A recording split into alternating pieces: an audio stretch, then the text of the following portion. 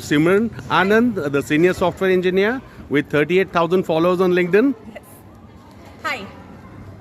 Can you please give us some tips on some projects on AI ML for the beginners? Sure. So as I am a software engineer, a few of the project ideas that you can get started with are recommendation systems, especially which will teach you information retrieval, collaborative filtering, and also about content-based mechanisms.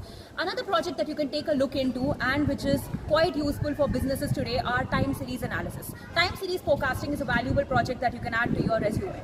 If you are someone who's interested in generative AI, then you should definitely explore retrieval augmented generation.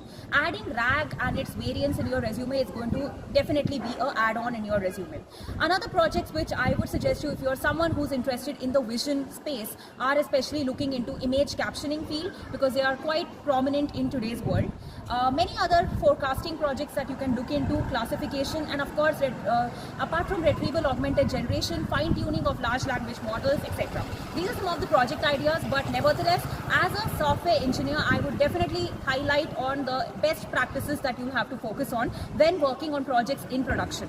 Keep a very high level design quite accurate. When it comes to low level design, it should be as concise and apt as possible. Brainstorm ideas, look into how you can productionalize applications of AI ML and turn them into AI ready products, and then not just work in demos but also that work in production environments. Definitely system design is something I like to again emphasize on. Apart from laying emphasis on system design, having the best practices of coding is something which is definitely required as a software engineer. Yeah, thank you. Hope this helps. Thank you. That was a wonderful explanation.